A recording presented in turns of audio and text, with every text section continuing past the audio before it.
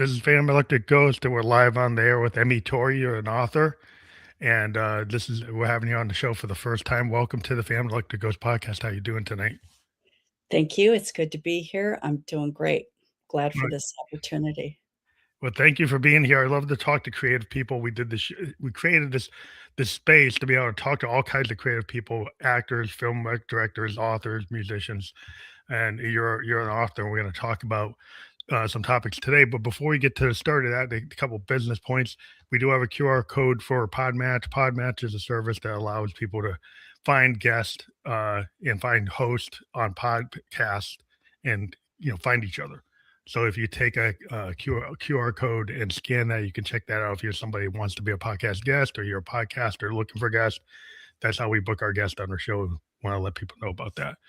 But when we get to the heart of your story, what we're going to talk about today, who tells the story of slavery and why it still matters. And we're also going to talk about your book, Fox Creek, a historical novel.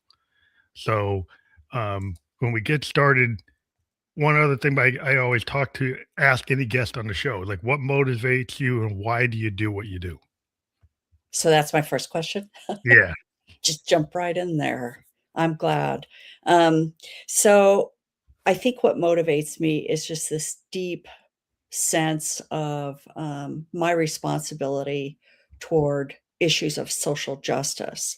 I've always felt that responsibility ever since I was little.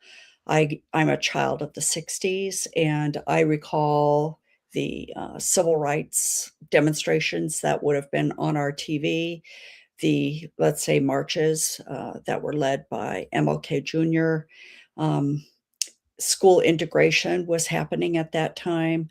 And so it was disturbing to me as a young child seeing those images on TV, the hatred and so on. And I was fortunate in that I lived with a family who we would sit around the dinner table after having perhaps seen something disturbing on TV, and we would discuss what it meant. And my father especially would always emphasize the how people are created equal, and that it didn't matter the color of the skin, that all of us were equal. And so then we'd discuss what happened on TV, why people were protesting, what was going on, and why people were against the protesters and so on. So from an early age, I just had this deep sense of social justice in my soul. I think that's really important because I'm an African American. I can actually trace my wife is from Barbados, so we have two sides of that slavery issue. Where Oof.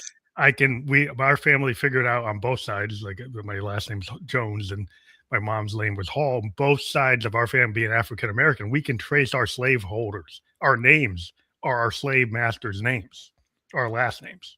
I don't know if people can understand what that means. Yeah, But as African Americans who've been in the country since like the 1600s, or like we can trace that back. So right. people tell us like love it or leave it. We've been here longer than some people, That's exactly right.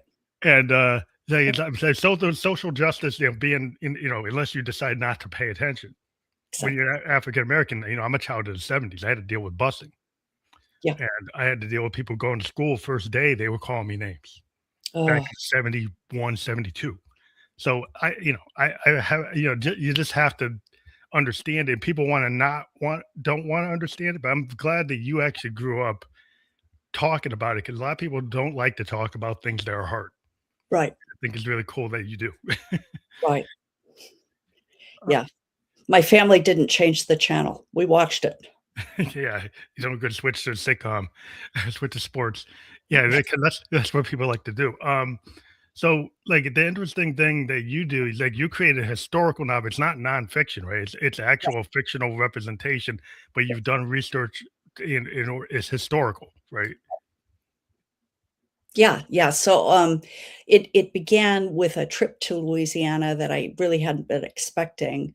I was an author at that time for children's books and actually had a 20-year career as a children's book author. I had planned to go to New Orleans to write a ghost story based in New Orleans for a young adult audience. I tagged along with my husband because he had a conference, and so I did a bunch of research before I went, got in New Orleans, and nothing was happening in my head regarding the ghost story. It just wasn't Was it coming coming? together. Yeah. Yeah, so but I'd always wanted to see plantations as well. I'd always had an interest in African American history, especially with the slaveholding, history. And Mhm. so I rented a car, drove myself up north, by the Mississippi, north of Baton Rouge, and visited some plantations, and what happened was something that really changed the trajectory of my life and my writing. Um, while I was there visiting the plantations, and I'm a northern girl, so I was naively expecting a balanced history when I went there. Yeah. I know, I laugh now. But what happened was it was just white history, and it was the very, very kind docents, often dressed like Scarlett O'Hara, and they would, tell the history of the white family, give you the tour of the big house, and not once was slavery or slaves mentioned, and I was blown away by that. Mhm. I That's just couldn't believe it, and it happened plantation after plantation. implementation, yeah. Yeah, That's yeah. that's So that's super it's clear to me that, that our history about that era was being whitewashed, um, and it disturbed me so much that I came home on fire, ready to, write about it, and so I decided to write a historical novel, turned out being called Fox Creek, that really explored the white narrative, the slaveholding narrative, as it intersects with that slave narrative. I wanted both voices in both there. voices, yeah. So and I could s I wanted to see what happens when you genuinely try to represent both worldviews, and so that's what I did with Fox Creek, and it ended up being, a novel for adults, not young adults. Yeah, I think it's like it's super important for people to understand that like the Confederacy, the whole Union Confederacy Civil War is like people have been like refighting that and kind of trying to reframe it for like since it ended. Mhm. And we're living in a world right now where people are just getting rid of all aspects of like African American culture as being somehow woke. Right, And it's so disturbing because what you saw was like the precursor of what we see with the woke. right. We've I grew up in the '70s feeling that kind of energy. I lived in suburban neighborhoods, outside of Boston. They were Irish and Portuguese, and they were extremely anti my family being there. And this Oh, is in the North. So yeah, this is outside of Boston, like Stoughton, Massachusetts, and in the early '70s. So, we've had to deal with this if you choose. My father chose to be like integrated because he believed in what Dr. King was talking about. mhm, So that we could go to a better school. If you live in the suburbs, you go to a better school. I ended up going to college. My brother went to Harvard. He's a lawyer. I went to Bowdoin. I'm in tech, and like in order to do that, you have to push yourself and be in a place that's very uncomfortable. yeah, And so I think what you're talking about actually pushes people's buttons because they don't really want to know about it. So that other side that you're saying, when you went to all those plantations and they were only telling one side, and it really got you upset. So what was the reaction to people who read your book? Were there people that were already believing what you write, or did you have people that got converted from what you wrote? I've had people tell me that they read things in my book that they'd never known before, they hadn't understood before. Now, I didn't necessarily really probe on that to say, "Well, what exactly?"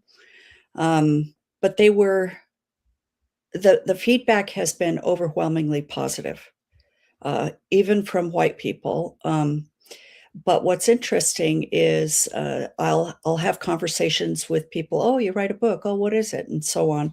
And then when I tell them and, we might get into the subject of race, and I might say something about perhaps, as an example, white privilege. Um, boy, is that a hot button. Yeah. And it it's like immediately, with some people, immediately I am stiff-armed. Yeah, put in the corner. Stiff-armed, and they are made to feel very uncomfortable immediately, and I am honestly, I shouldn't be surprised, but I am surprised that Mhm. that they're they're so defensive that they won't even have the conversation. The conversation cannot happen for them. And so I ponder that, I'm sure it might be different reasons for different people, but I think overall I might be able to just say there is a lot of guilt, and it does make white people very uncomfortable Yeah. to No, just look back on that time in history with an openness, not only of the heart, but of the mind too, and be able to look at it honestly. yeah, you have to be self-reflective. You're kinda Yeah, like the Victorians' idea of the looking glass self, right? You have to have critical thought, critical thinking, self-analysis, be self-aware, and not be so triggered by the shame and the guilt, right, because shame and guilt, they have a lot of has a negative, like, bad loop effect on people's lives.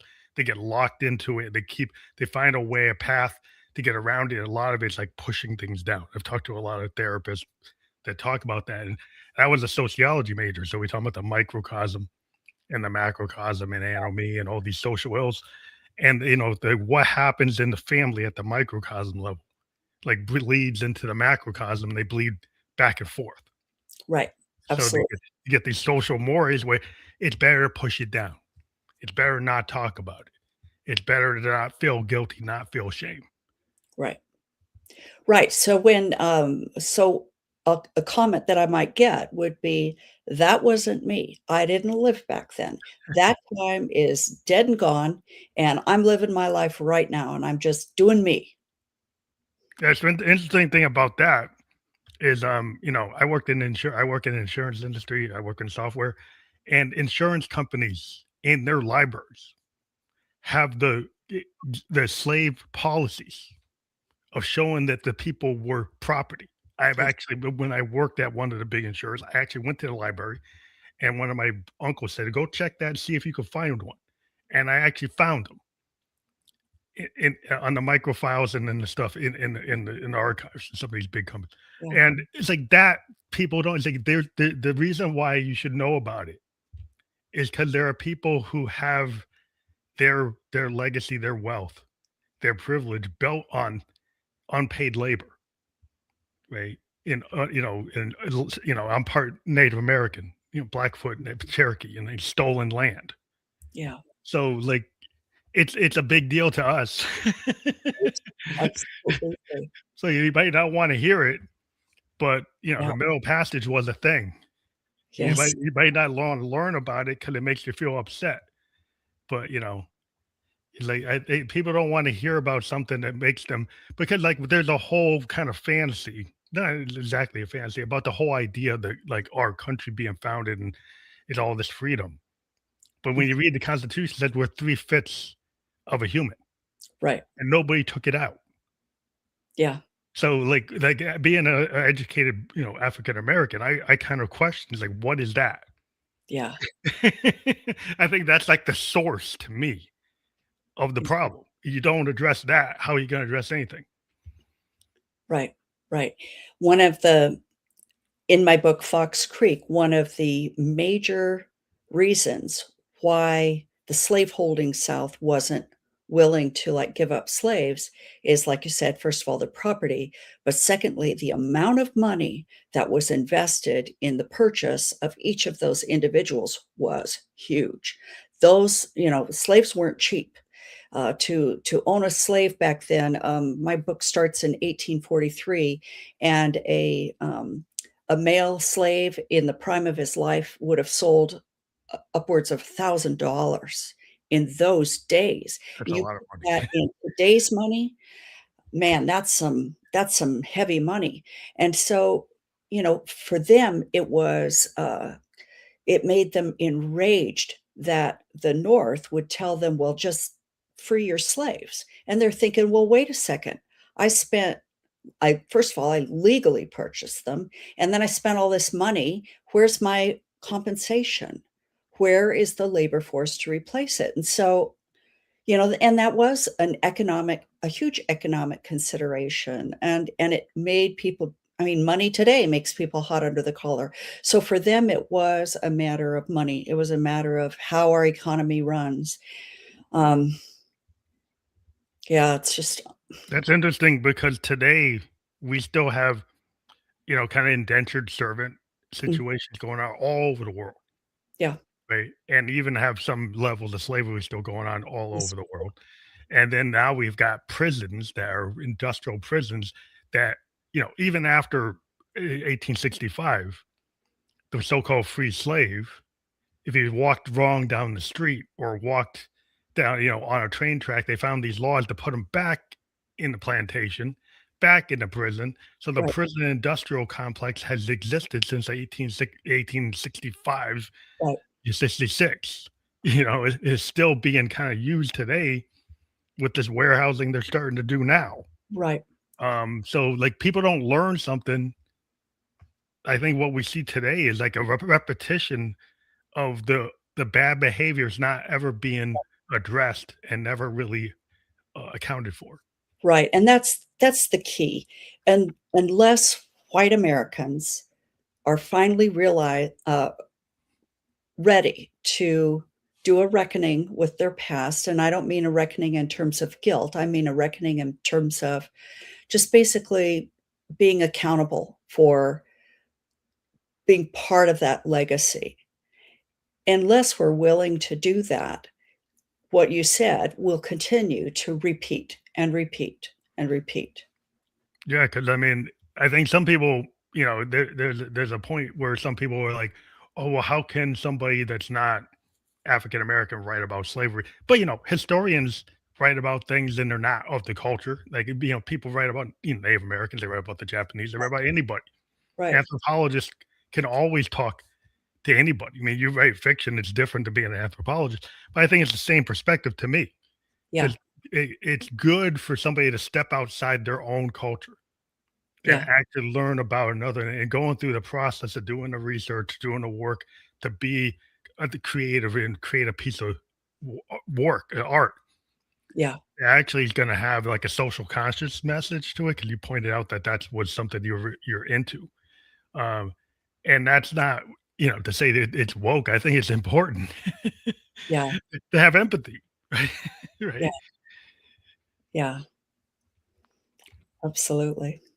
So do you think that did you get you said your book was really people it didn't give you a lot of critical like back you didn't get anybody criticizing it, but were people criticizing like the fact that tried to do the topic that you as a white person doing this topic, did you get any criticism for that from certain areas? Yeah, I haven't really yet. Now I've been asked the question, but they've given me space to give my answer, and my answer is, well, first of all, I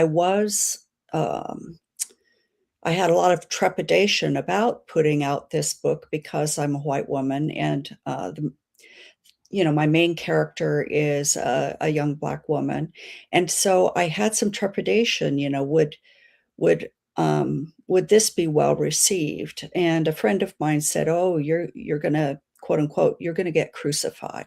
And so I was honestly scared. And then I realized that I'm not trying to write over Black voices or suppress Black voices. In fact, that's the opposite of what I want to do. What I want to do is add to the discussion. Yeah. And if I can, start the discussions, especially in corners where people haven't necessarily been willing to start the discussions. And maybe my door is really to open the doors to the white privilege and walk through those doors and be able to talk to people in a way that they might be able to accept. But I think the fact that you're coming from this culturally different place, Yeah, um, actually is opening a door. Yeah. And I think when people are willing to kind of bridge the gap, right, to actually go and learn about another culture and then kind of become immersed in it to the point where they feel comfortable telling the story. And there's a lot of examples of that. Like, I love music. I'm a musician, and a lot of American music is like rooted in African American tradition, from Delta blues to jazz, to rock and roll. It's like kind of our DNA. Right. And we always like, okay, if a white guy can do it, if Elvis can do it, you know, he can do it. So we never had a problem. Like, yeah, if you get it, Jerry Lee can do it. Yeah, yeah, yeah. We don't care. It's like if you play the jazz and you show up with Brubeck and Miles looked at me, like, yeah, there's no problem Yeah. because you feel it. If you feel it and you understand it, then we're like, okay, I don't have an issue. We tend not to have issues with that because we're Right. like, we see they're coming from a good place. If we feel your vibe, you know what I mean? Yeah, it has to come from a place, first of all, of knowledge, of authenticity, of having done my homework, and then it has to be done for the right reasons. Yeah, it feels like what you're saying is you want to open that door. You want to have that discussion. Then why is it so taboo Right. with some folks to even bring it up to the point where now people want to remove books, remove murals, remove artwork, remove mentions because the guilt is so bad Yeah. that you can't even deal with a fact. History is a fact. If there's a historic fact, you don't want to see it. And so, like, that to me is like a cancer. Yeah. It's like a disease, and I think the more people can talk, like you said, that you build that bridge, Right. and you Absolutely. might have an easier way coming through the door than somebody else. Yeah. Yeah. So, do you feel, your the acclaim you've gotten and the awards you've gotten, have made it, like, more like, a lot easier to kinda get your book discussed and have more people read it? Yeah, I think so. I think, the critical acclaim, the awards that it has won is really important to having people read it, getting it in libraries, hopefully starting discussions, not necessarily with me even being a part of the discussion, but maybe book groups and so on can start their own discussions, and yeah, that is really my hope. Have you gone and done, like, a tour to have, like, webinars or, like, TEDx, like, talks, or, have you done the kind of tour, a speaking tour with it, or you just, just the start of it? I actually haven't. In fact, it hasn't even occurred to me, so now that you mention it, it might be something that I would look into. Yeah, I I would think was it's like colleges, like, you could go to a lot of colleges and, talk to, like, the different, you know, departments, English departments, history departments, African American studies programs. exactly, They might be very interested in having you do a symposium and right, having a discussion, and that's like the perfect place where you can get, you have that critical thinking, and you come on a college campus. That's the point, exactly, to be able to have that discussion in a bookstore. Maybe you can do it, but the college is definitely the place you can do it. exactly. Bookstore, not so much, yeah. Yeah, bookstores might not be looking for it, they're looking for the thing that sells the most money. Yeah, So it gives exactly. them the biggest, hit, is more pop culture, but, um, so, like, a lot of movies depict slavery. Everybody, I grew up in the '70s, we saw Roots, the miniseries. That was a big pivotal thing that kinda made people aware. Right. Um, what makes your book unique and special compared to something like Roots, or, that's kind of the last time I heard anybody even really talking about it was like Roots, or it's something on PBS, or maybe it'll be a PBS discussion of the Civil War and stuff like that. But what do you think? Right, I think well, Roots was seminal. I mean, it really was. It was I remember it came out, I think I at this time, I was in Germany, and I was attending an American military school. And so we were always like a year behind everything that happened in the United States. I remember it came out for us in when I was in 11th grade or so, and Mhm. my U.S. history teacher, he was all over it, man. He just thought it was just cat's meow, and so he talked to us a lot in class about roots and about what it had shown kind of the American public, a story that they hadn't really seen before. Um, my book, I think what's unique about my book, and there are other books out there that might offer the same treatment, but my book really takes the white perspective, and I try to be true to what I believe would have been representative of their worldview. Mhm. Try to present them as actual human beings, which of course slaveholders were, and they had their faults, but they had their good sides too. If you were to meet them today, you know, in public, you would go, "Oh, that was a really nice fellow." You know, he loves his family. He takes care of, you know, his land. He does his civic duty. If a friend is sick, he'll send over some hands, as they called them, to plow their field for them. You know, on it, they went and voted. You know, so they felt like they were good people, and um, I wanted to present that honestly. And then there's that underbelly side to them, which was actually accepted by society. And so they don't question it too deeply. Very few of them actually had moral quandary about this. If they did, they weren't saying. So I have some characters who accepted slavery as like part and parcel of everything they know, and life couldn't exist well without it. And then others who question it somewhat, but it Mhm.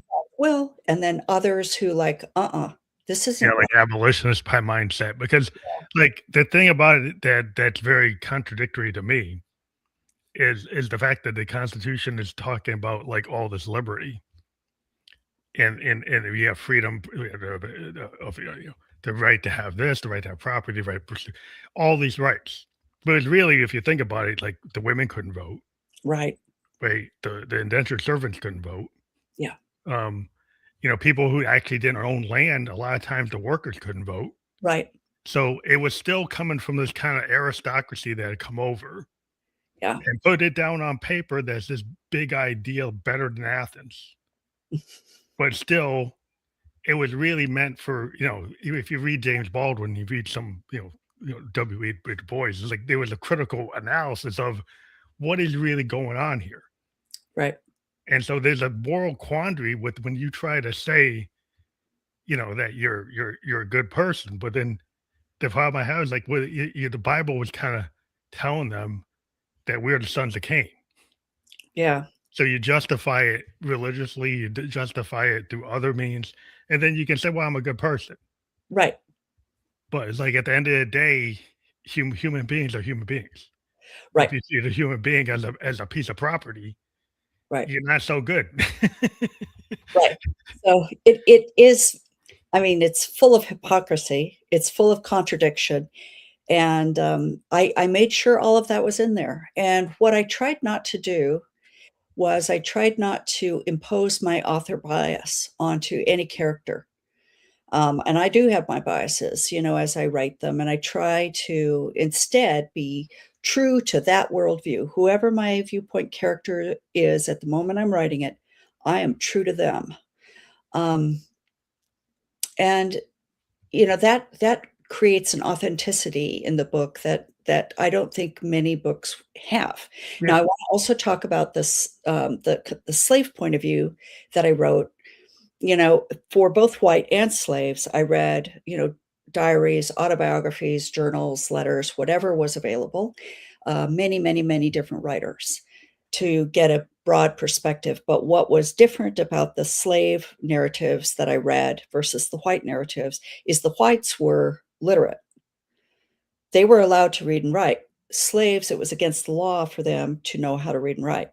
So a slave could be born on a plantation live their whole life in complete illiteracy along with all their people that they lived with, and then die on that same plantation. You're not gonna read their diary, okay? So whose diaries do we read? We read the diaries and the autobiographies of people like Frederick Douglass, people like, Jacob, Stroyer, I think his last name was, the guy who was, who wrote 12 Years as a Slave, Yeah, Solomon.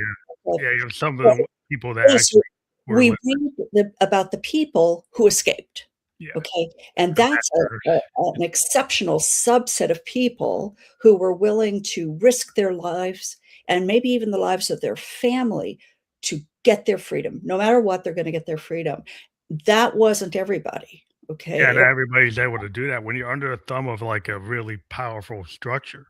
Yeah, You know, it's like and you're in a prison, I mean, basically, right, and so you're gonna have all kinds of personalities on the in the plantation, out in the quarters. You're gonna have everybody from the completely obedient to the firebrand who will escape at all costs and everybody in between. And then the other source of material that I had was from the Federal Writers Project, and that was conducted in the 1930s. It was done by Roosevelt during the Depression to give writers a job. So writers would go to interview ex-slaves, oh, and so wow, you have this oral documented. history that was recorded. Have you ever read any of the Writers Project? I think when I took African American history at Bowdoin that we went Yeah, over, reviewed some of that work. yeah, yeah, you probably did. And there's a good one, called well, a good book that's called Bullwhip Days. I forget who the editor is, but it's a compilation of some of those, oral histories from Writers Project. So you But sourced really good well. I mean, yes, you got a lot of good sources because you went and found that historical, like, right, interview level stuff that was after, probably during, Reconstruction, yeah, after Reconstruction, way, way after. I yeah. mean, the Roosevelt, you're going talking about, like, So FDR days, but, New Deal days, but, exactly. So the problem then with the oral histories is all of the people giving the oral histories were children mhm. when they were slaves, and, so again, you have a subset of the population. The person you will never hear from are the ones who were born, lived, died completely illiterate. That was most of them, Yeah, there's and a lot of so them. all I can do is, as a fiction writer, is do my best. Try to fill in the blanks, try to imagine, some of the oral histories they would tell about their mothers and their fathers and their grandmothers and so on. My grandma came over from Africa and, she died, at age whatever, and she never did, learn to speak English or never did read and write, and so those are the people whose stories you'll never get. Yeah, that's the problem, well, I mean, that's the kind of pain of it, like, I Yeah, talk about, like, the middle passage, and then also if you are not allowed to control your labor, control your freedom, your individuality is like that's a level of, destruction to a societal structure, like, to a culture. If a culture really can't pan down a lot, other than their grit, and their determination to live, for right. everybody to live through the narrow passage. That's a lot of grit Yeah, to be able to live through that and then live through the actual slavery, right? And then survive it. And then, in that world, like, that's where the blues came out of. yeah, That's where the music, yeah, so they might not speak English, but they still had some of their own language. They still had their own ways of expression. And a lot of the music and oral history is just like Native Americans. There's a lot of oral history. And some of that oral history, if the grandparents were still around, they would tell their kids and they might know it within families, you know? exactly, just like Alex Haley. Yeah, that's the kind of, it's a lot of depth, but it's like the thing that's interesting to me is when people talk about American history and then they have African American history. Yeah, African American history is American history. yes. So it's like it's not separate. It's not. And to me, the problem when you do that, you make it almost like it's optional. Exactly. And I remember when I went to Bowdoin, that I went and took a lot of African American up to, like, 401 as an elective, just because I had access the stuff that I didn't have in high school, like Right. Dr. King's and Malcolm X's speeches. I actually interviewed Stokely Carmichael, came to the college. I actually talked to him. I talked to Ed Bradley. I mean, I was able to get access to a lot of stuff so I could get like a deeper vision of what was going on. People in SNCC I could talk to. I mean, I was able to get a lot of information that we're not, you have to look for it. You have to want to find it. It's not like given to you. Right. Right. And so I think that's part of the battle. If everybody talks about STEM, I'm in IT, STEM is important. However, history is super important.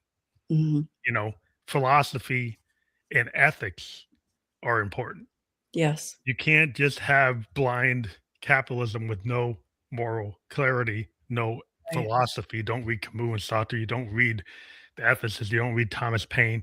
You don't read the Constitution. Actually, read it, or Right. articles. The initial documents that structured our whole Federalist Papers, all that stuff. If you take somebody else's word for it, you don't actually do the work, then you don't really understand America to me. Like, you need to actually dive deep, and you dove into a sector, like an area that usually is not really given a lot of weight. Yeah. You Yeah. know, Good comments. Powerful. because of like the blindness of ordinary people, I think those are a great statement from Dr. King. Mhm. It's like the people on the left wing is like, you don't really help us, right? If you don't, there was this whole thing of like sometimes the liberals like are cool to be there, but they can kind of get in the way of the movement because they're not willing to do the real work. Mhm.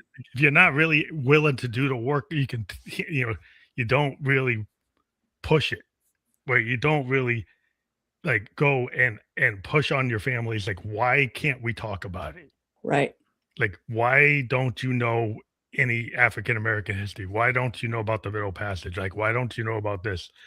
And he choose to not want to, understand the plight of your fellow man. That's a Right. decision. And a non-decision is still a decision. Right. And so Yes. there's a lot of like momentum in that being lethargic of not, and so the weight of people who don't make decisions, that don't take actions, that don't want to know, ends up being just as powerful as people that might be like in a white citizens council, or there might be in Aryan Nation, or they might be in the KKK. Like, just because you're not in that doesn't mean that you don't affect the momentum of that. I think a good example of that in the, slave South was the sample of white population, which I think was probably the majority of slaveholders. They're like, "Well, I don't really like slavery, but I was born into it, and, I've got this plantation, I've gotta run it, it's how my family earns money, so okay." And they don't speak out against it, they just go with the flow.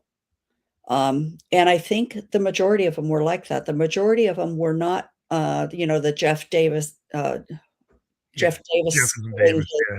speech on the floor of Congress, before he became president of the Confederacy. Most of them weren't like that. They weren't eloquent about anything having to do with slavery. They just shut up about it. Yeah. Well, that's the problem with, like, if a totalitarian comes in, you look at what happened in the lesson of the 30s, with like, if you don't stop, like, a lot of people ran away from Mussolini and Hitler. They saw it coming and they left. Right. Other people thought they could negotiate, but you Yeah, can't negotiate with a tyrant. I know. And if you have a philosophy that's tyrannical and you just go with the flow, eventually one day that emperor decides, or that structure decides, that you're a problem. Right, Then the problem is now yours. It right. wasn't your problem until it is. Exactly. And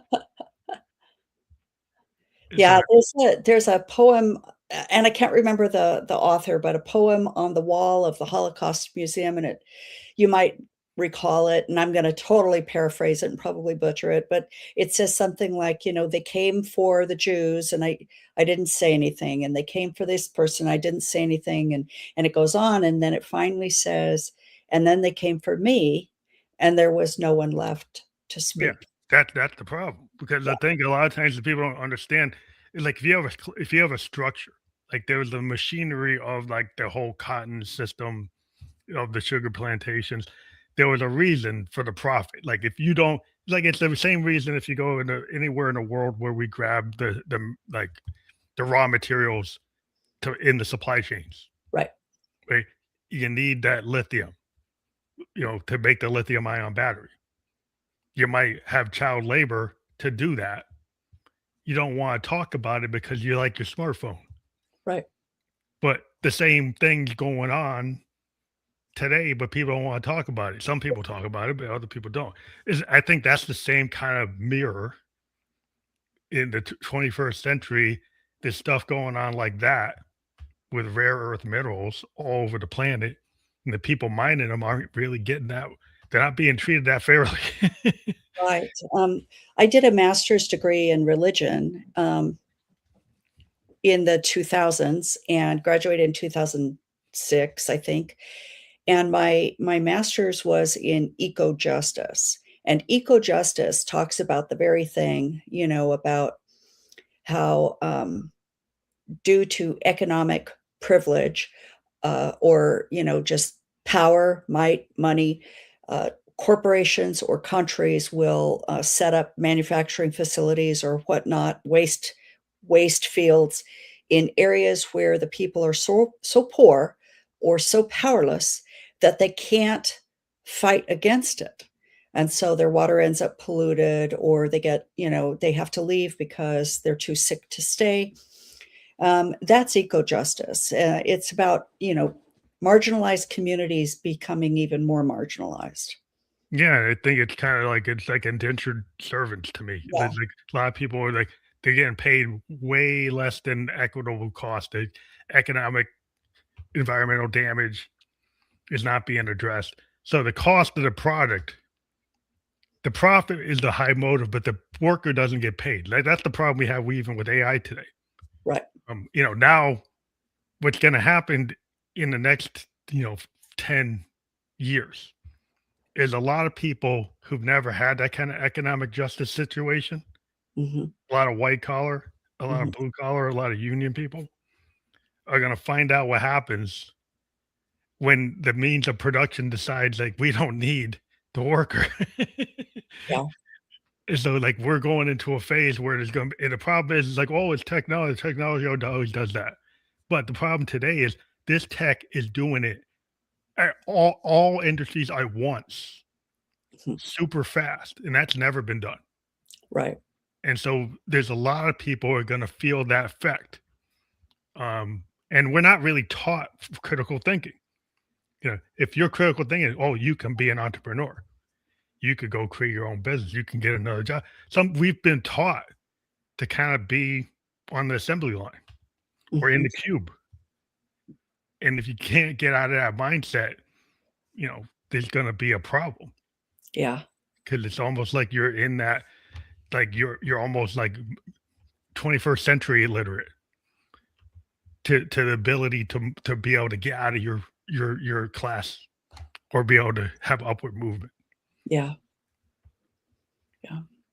So I think there are parallels to understanding, having empathy for a slave, right? And then understanding there are people who are wage slaves. Yeah. Yeah. People like you're talking about the situation with the rare earth minerals is like there are indentured servants, there are people who are marginalized, and if you only think that greed is good, that the capitalism is always like the best solution with no ethics or morality. Um, I think that's the kind of idea like a Calvinism Yeah. concept of like, do you actually feel because you have wealth that makes you closer to being like more righteous, more pious? Right. than somebody who doesn't have wealth. So the slave doesn't have any wealth. So they must deserve the position they're in.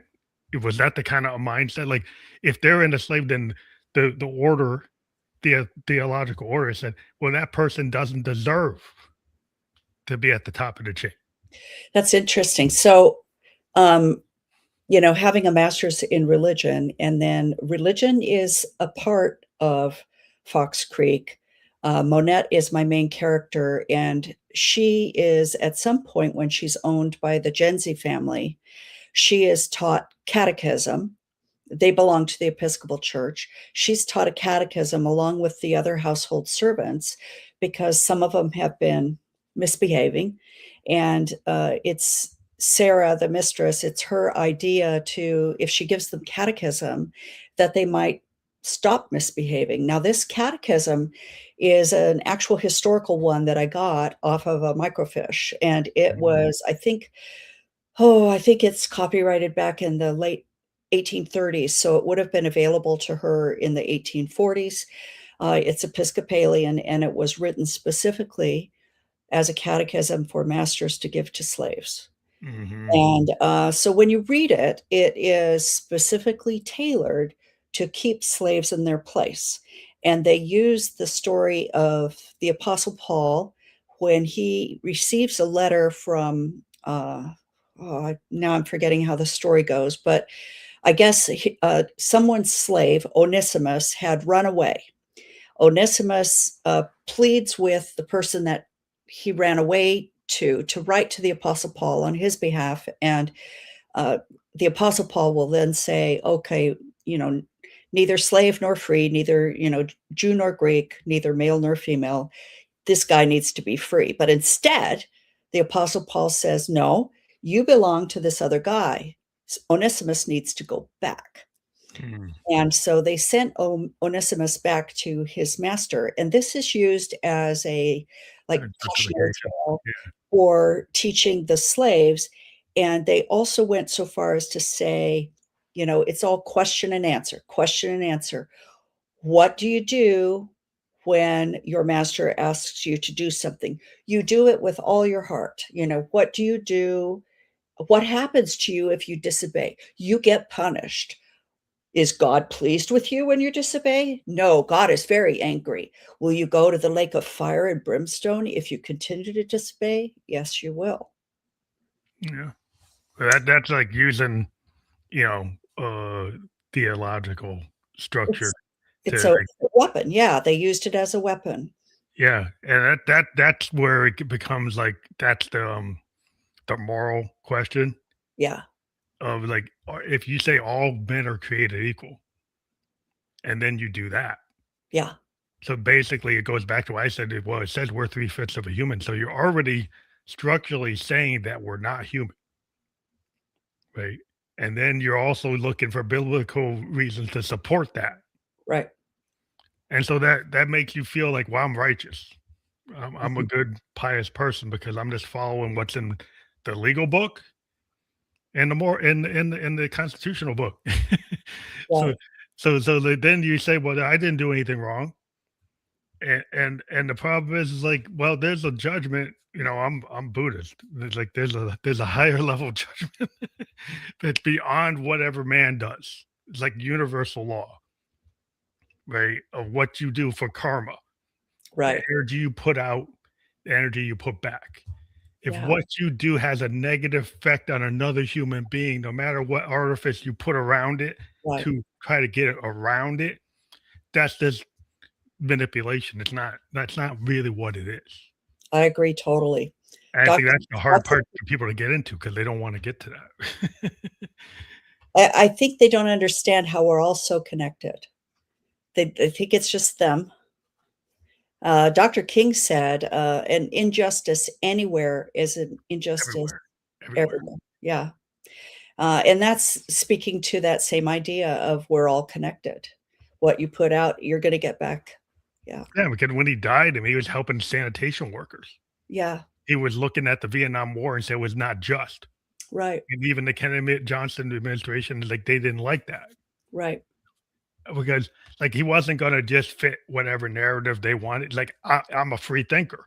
Right. Dr. King was a free thinker, like, W.B. Du Bois, like any of the great black thinkers is like, I'm just as much in my critical thinking as anybody.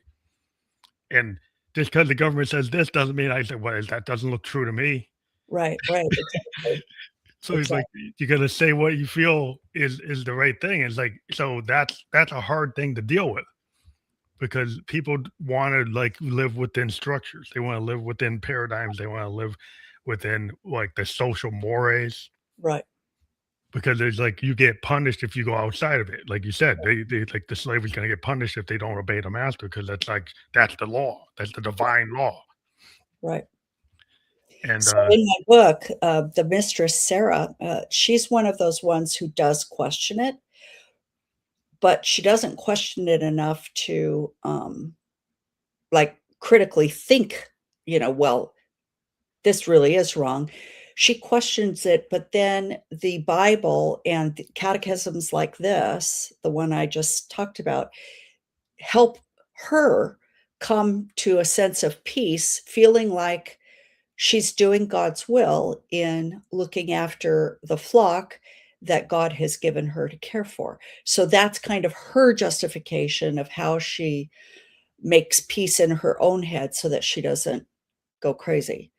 But then there is an atrocity that she actually does and, pushes behind her once it happens. yeah, because it's still she can kind of once you come up with ways to like explain Exactly. things, then you can kind of put it under the rug. Yeah, It's kind of like when today, like we otherize people yeah, based on skin tone, language, accent. It used to be like migrants were migrants, and now they're illegal. right. If an alien came to this planet and saw a human being, they said, "Well, it must human beings are a natural being that belongs on the planet Earth. Nations are constructs. Yeah. Animals migrate. Mhm. There's no nation for an animal. They don't need a green card to go from Iceland to Australia to go anywhere.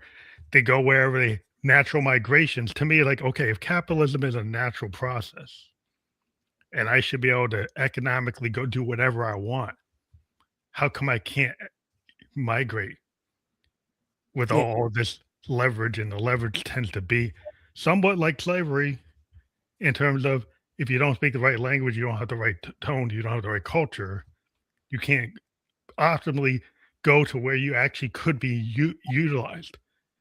You actually could do better here. So if this resource is capable of being the next best physicist in the world, but they can't come because they're an immigrant, mhm, then how is that free market?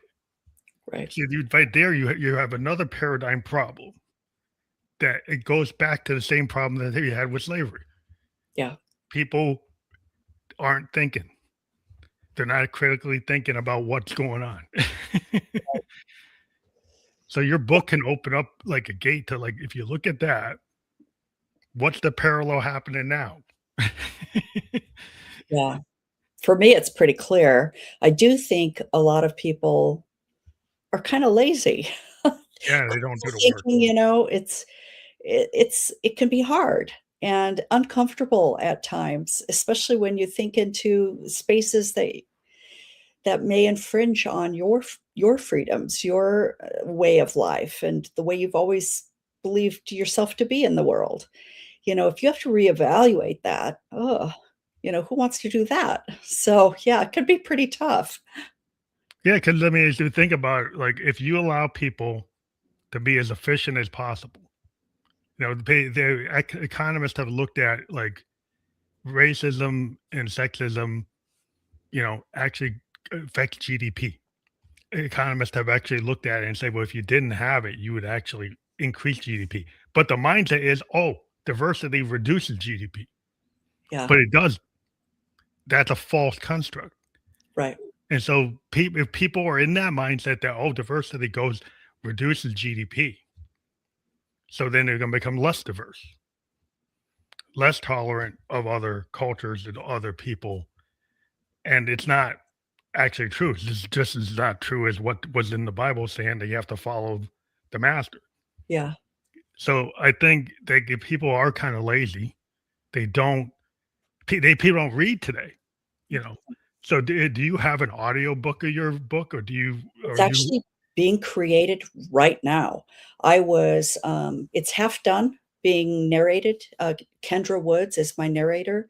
Mhm. Um, and I've listening to, her narration right now Okay, and earmarking, "Okay, this word needs to be pronounced like this," and so on. So we're working our way through that, and initially, our production, finish date was at the end of February, but it's not gonna be done at the end of February. it's like a I'm movie. It's like a movie production. It takes a lot of work.